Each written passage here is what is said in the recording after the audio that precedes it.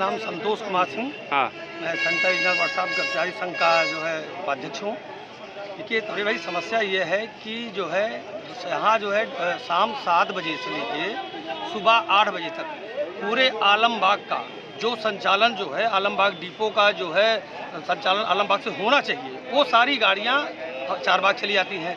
तो हमारे डिपो की एक भी गाड़ी जो है शाम 7 से सुबह 7-8 बजे तक नहीं निकल पाती है, क्योंकि पूरा संचालन आलमबाग का यहीं आ जाता है। ठीक है, रात में हमारी गाड़ी नहीं चल पाती। रही बात दिन की, दिन में जो है 16 प्रस्थान जो है दे दिए गए हैं, जो है क्या कहते हैं अमेठी डिपो को, की गाड़ियाँ सुल्तानपुर और अमेठी भी चलती हैं।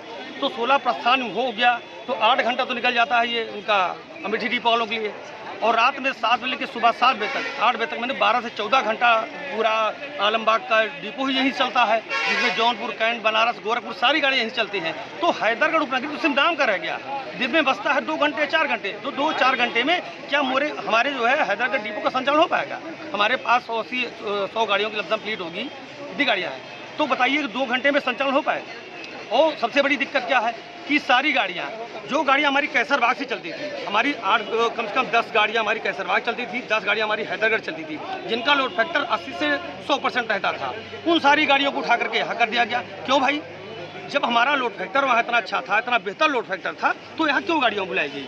और वो गाड़ियाँ बुला ली गई, सारी गाड़ियाँ एक साथ एक ही समय पे 15 मिनट का जो समय आधे घंटे दिया जाता है, एक साथ एक ही रूट पे 3-3, 4-4 गाड़ियाँ भरती हैं। वहीं सुल्तानपुर भर रही है, वहीं अमेठी भर रही है, वहीं जगदीशपुर भर रही है, वहीं तिलोई शुक्र बाजार भर रही है। तो बताइए उस आधे घंटे 15 मिनट में एक साथ एक ही रूट पे गाड़ी जब भरी जाएगी तो कहाँ से इनकम आएगी?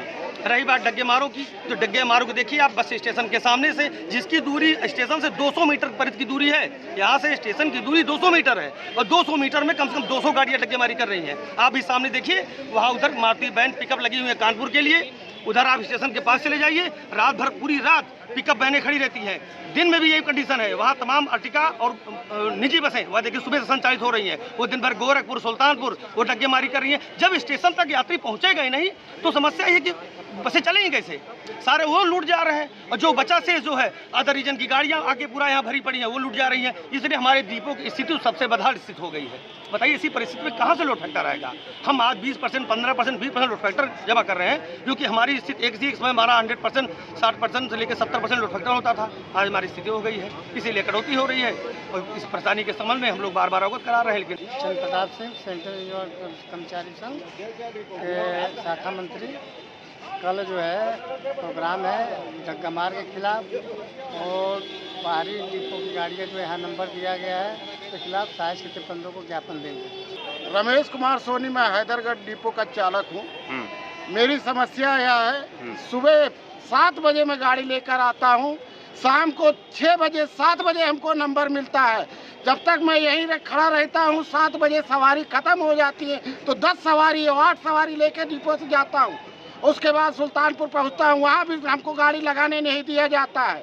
वहाँ से सुल्तानपुर डिपो वाले भगाते हैं, मारते हैं, गाली देते हैं। हमारे यहाँ का अधिकारी कोई नहीं बोलता है, और वहाँ के अधिकारी सब आके हमको भगा देते हैं। वहाँ से एक सवारी हमको नहीं लेने देते हैं। हमारे यहाँ का कोई अधिकारी किसी को नहीं भगाता। हम शिकायत करने जाते हैं तो कुर्सी से उठते नहीं, उठ के जाके बाहर देखते नहीं है कि कौन सवारी भर रहा है, कौन नंबर ले रहा है। और 7 बजे से सुल्तानपुर वाले यहाँ लगा देते हैं गाड़ी, हमारी एक गाड़ी नहीं जा पाती है सुल्तानपुर। एक सवारी हमको 7 बजे से प्रातः 7 बजे तक एक सवारी नहीं मिलती है, जबकि रात में हमें कम से कम 10 गाड़ियाँ हमारी पहले निकलती थी, जब सुल्तानपुर वाले आलमबाग से चलते थे। आज सुल्तानपुर डिपो और ये अमेठी डिपो, हमारे जौनपुर डिपो, सारी गाड़ियाँ चारबाग से चल रही। केवल हमारा नाम है हैदरगढ़ डिपो का, जो डिपो का ये बस अड्डा दिया गया था, यहाँ से ये कहा गया था केवल उपनगरी गाड़ियाँ चलेंगी, लेकिन हमारे अधिकारियों की लापरवाही की वजह से यहाँ सारी डिपो की गाड़ियाँ आने लगी हैं, जिसके कारण हमारे डिपो का आय प्रभावित हुआ, इनकम डाउन हुई, और हम लोग जान पे खेल के वहाँ जाते हैं तो मार खाते हैं। जगदीशपुर में जाते हैं तो डग्गा मारी, जगदीशपुर बस अड्डे के अंदर से वो सवारी उठा लेते हैं और हमें वहाँ से भगा दिया जाता है। वहाँ से पुलिस वाले उसको बताते हैं तो कहते हैं कि भैया तुम निपटो जाके, तुम्हारे अधिकारी कुछ नहीं बोलते तो हम क्या करें। वो अंदर से सवारी उठा लेते हैं बस अड्डे के अंदर से, हम बस अड्डे के अंदर घुस नहीं पाते हैं। ऐसे तो हमारी गाड़ियां चल रही हैं। वेतन ऐसा है हमारा 3000 रुपये हर महीना काटा जाता है, जबकि मैं पूरी मेहनत करता हूँ प्रातः 7 बजे से और रात भर 24 घंटा ड्यूटी करता हूँ, उसके बाद भी वेतन हमें नहीं मिलता है पूरा। बताइए कैसे जिएंगे हमारे बच्चे? इतनी मेहनत करने के बाद भी हमारी तनख्वाह काट ली जाती है। कोई सुनने वाला नहीं है, कोई अधिकारी नहीं सुनता है, कोई कर्मचारी की बात नहीं सुनता है। चाहे रोए, चाहे गाए, चाहे भूखा मरे, चाहे प्यासा मरे, 4-4 दिन 10-10 दिन घर छोड़कर मैं यहाँ पड़ा रहता हूँ। उसके बाद किलोमीटर अगर एक दिन हमारा कम हो जाता है तो किलोमीटर के हिसाब से पैसा दिया जाता है, आधी तनख्वाह काट दी जाती है, कोई नहीं सुनता है। उपनगरीय परिचालक शैलेंद्र कुमार पाल। उपनगरीय हैदरगढ़ डिपो की गाड़ियों का लोड फैक्टर बहुत अच्छा था, हमारा डिपो बहुत अच्छा चल रहा था। अमेठी डिपो की 14 गाड़ियों को नंबर दे दिया गया है। 14 गाड़ियां जो नंबर पे चल रही हैं और बिना नंबर वाली कितनी चल रही हैं उनका अभी हमने वीडियो बना के साहब को दिखाया और उसको हम लोग डालेंगे कि 14 नंबर तो 14 गाड़ियों का तो नंबर चल रहा है जो नंबर से चल रही हैं, और एक ही डिपो की 14 गाड़ी नंबर से चल रही है। उसी डिपो की अमेठी डिपो की बिना नंबर वाली गाड़ियाँ भी चल रही हैं, जिनको हम लोग पकड़ के ले जाते हैं साहब के पास तो वो लोग भाग जाते हैं, जिससे हमारे उपनगरीय हैदरगढ़ डिपो की आय प्रभावित हो रही है। हम लोग का लोड फैक्टर जब हमारा 50% लोड फैक्टर कम होता है तो चालक परिचालक का वेतन से कटौती किया जाता है। जो लोग 20,000 में उनका 2300 रुपये कटौती किया जाता है, जो लोग 15,000 में वो 1300 रुपये कटौती किया जाता है, जो किलोमीटर पे उनका 1000 रुपये कटौती किया जाता। संविदा का चालक परिचालक अगर 1000 रुपये 2300 की कटौती करा देगा तो जब उसकी कटौती होती है 48 घंटे बारिश में भीगते हुए 48 घंटे जब उसका रात में लोड फैक्टर 50% नहीं होता तो उसको रात में नींद नहीं आती, वो मानसिक रूप से विक्षिप्त हो जाता है कि उसका जब 2300 रुपये कट जाएगा तो वो 2300 रुपये में अपने बच्चे की फीस दे सकता था, वो 2300 रुपये में अपने माता पिता के लिए फल ला सकता था, वो 2300 रुपये में अपने घर में राशन डाल सकता था। लेकिन जब उसको सैलरी मिलती है तो वो 2300 रुपये उसका कट जाता है, 1300 रुपये उसका कट जाता है, 1000 रुपये उसका कट जाता है। इसका जिम्मेदार क्या चालक परिचालक है? अगर मजदूर मजदूरी करने जाएगा और 4 घंटे बरसात होने लगी और शाम को मालिक ने उसको 500 की जगह 200 रुपये दे दिया और कह दिया कि 4 घंटे बरसात हो रही थी 200 ही रुपये दे पाएंगे, तो मजदूर अपने घर का पालन पोषण कैसे करेगा?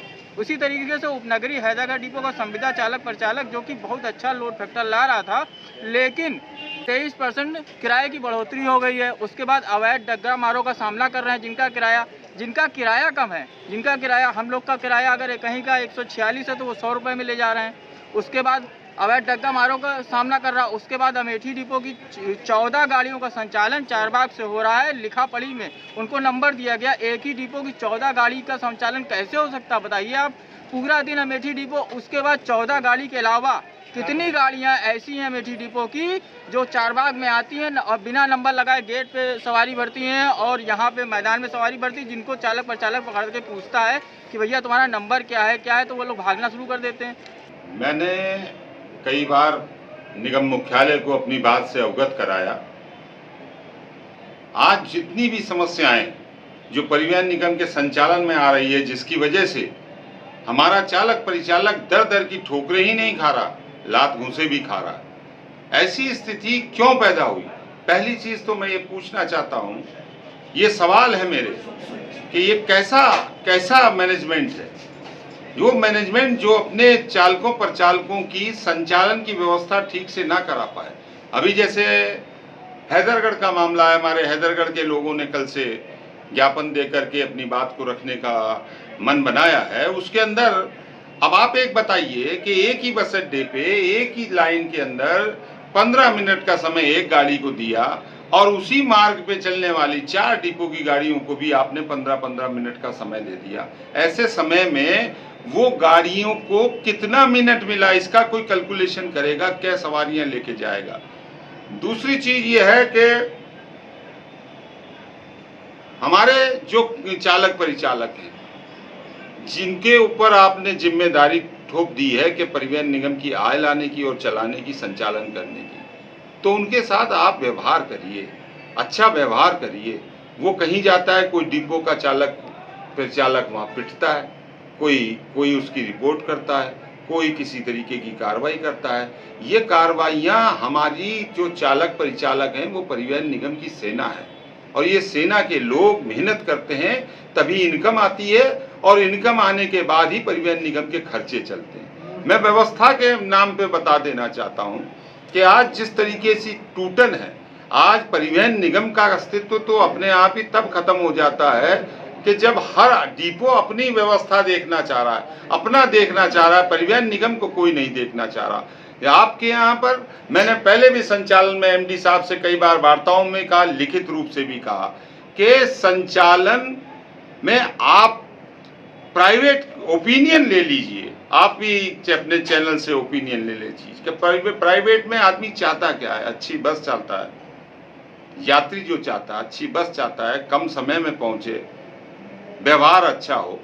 तो परिवहन निगम से तो अच्छा व्यवहार किसी और कर्मी का हो नहीं सकता, क्योंकि जिम्मेदार हमारे यहाँ ट्रेंड जो है चालक परिचालक होते हैं। समय हमारे यहाँ तो 32-34 रुपए ढाबे का लेने के चक्कर में हमारी गाड़ियों में यहाँ पर ढाबे खोल करके, मैं ये जो ढाबे लगवा रहे हैं शासन या प्रशासन या सरकार के लोग, उनसे पूछिए कि जब गाड़ी आपकी 300 किलोमीटर की दूरी पे जा रही है, 300 किलोमीटर की दूरी में जो प्राइवेट वाहन जो कार वगैरह है वो तो जो है 5-4 घंटे में वो पहुंचा दे रहे हैं, नॉन स्टॉप पहुंचा दे रहे हैं। हमारी गाड़ियों को आप 2 जगह ढाबे पे रोकते हैं। हमने बार बार कहा था कि गाड़ियों में जब तक समय कम नहीं लगेगा हम समय खुद बढ़ा देते हैं।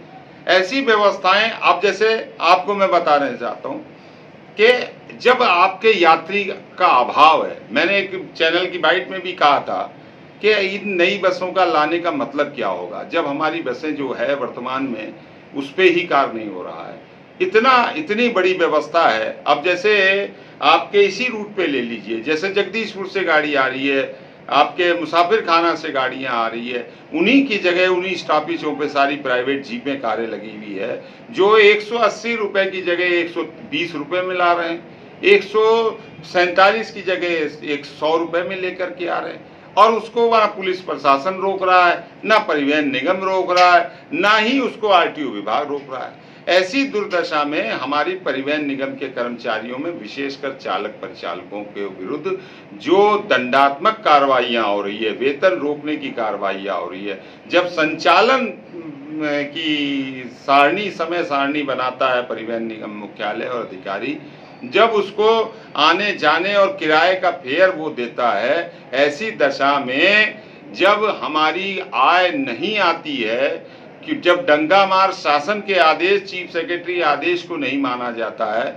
मुख्यमंत्री के आदेशों को नहीं माना जाता है, और बार बार ये कहा जाता है कि ये डंगा मार तो ऐसा है कि अब ये रुक ही नहीं पाएगा, तो ऐसी दशा में फिर चालक परिचालक की इनकम के मामले में उसको दंडित करना, पैसा उसका काटना ठीक नहीं है। इनकी मांगों के संबंध में इन्होंने ज्ञापन देने की, कल ज्ञापन नहीं, उन्होंने मांग पत्र देने की बात की। आगे नोटिस का मामला है, मेरे ही संगठन का मामला है, मेरे ही संगठन की शाखा के लोग ये कर रहे हैं। मैं जो मुझसे हो पाएगा मैं आपके चैनल के माध्यम से, सरकार के माध्यम से मैं सभी को कहूँगा भी, और ज़रूरत पड़ेगी तो मैं सोमवार को एमडी साहब से मिलूँगा भी।